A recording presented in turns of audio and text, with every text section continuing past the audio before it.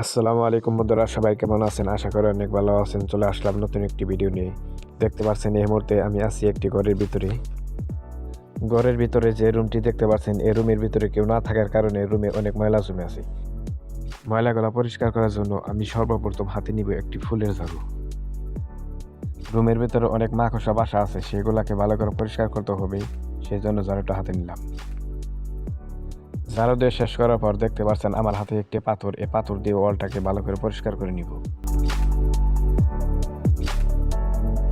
রং করার জন্য এই ঘষাটা হচ্ছে মেন। আপনি যত ভালো করে ঘষবেন, আপনার রং করার সময় তত ভালো ফিনিশিং আসবে। সেই জন্য আমরা অলটাকে ভালো করে ঘষে নিব।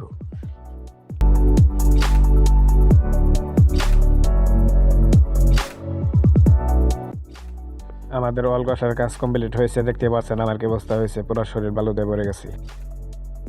অলটি ঘষার পর সেটাকে আমরা ফুল ঝাড়ু দিয়ে ভালো করে চতুর্দিকে পরিষ্কার করে নিব।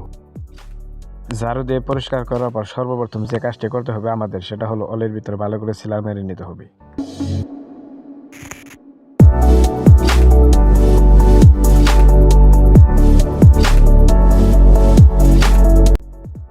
দেখতে পাচ্ছেন গাইস, এই মুহূর্তে আমাদের অলের মধ্যে সিলার মারার কাজটি কমপ্লিট হয়েছে। সিলার মারা শেষ করে অলটিকে আমরা 1 থেকে 2 দিন ভালো করে শুকিয়ে নিব। অলটি শুকানোর পর আমরা অলের মধ্যে পুডিং করার জন্য অলের পুরো সাইড দিয়ে শীষ কাগজ দিয়ে ভালো করে ঘষে নিব। আমাদের অল ঘষার কাজ কমপ্লিট হয়েছে। এখন আমরা পুডিং করার জন্য পুডিং বানিয়ে নিব। পুডিং বানানোর জন্য পুডিংয়ের মধ্যে হালকা করে পানি দিয়ে সেটাকে আমরা ভালো করে মিক্সার করে নিব। দেখতে পাচ্ছেন গ্যাস, আমাদের পুডিং গলানোর কাজ হয়ে গেছে।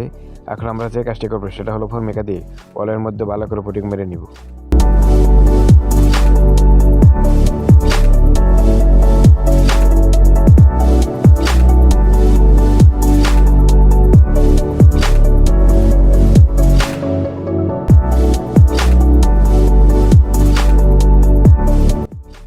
দেখতে পাচ্ছেন গ্যাস, আমাদের অলের মধ্যে পুটিং মারার কাজ শেষ হয়ে গেছে।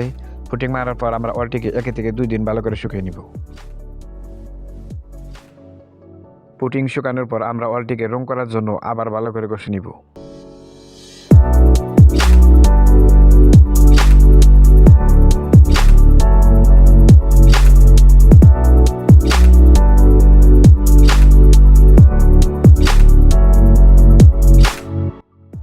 দেখতে পাচ্ছেন আমাদের পুটিং ঘষার কাজ কমপ্লিট হয়েছে। এখন আমরা অলটিকে হোয়াইট কালার রং করে নিব।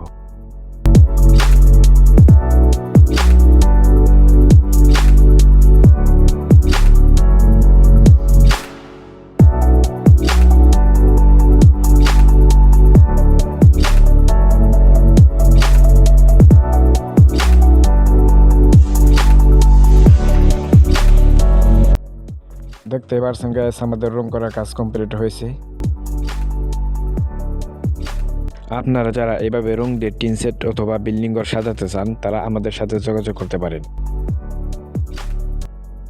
ভিডিওটি ভালো লাগলে অবশ্যই শেয়ার করে দেবেন। আবারও দেখা হবে আপনাদের সাথে নতুন একটি ভিডিও নিয়ে। সবাই ভালো থাকবেন। আসসালামু আলাইকুম।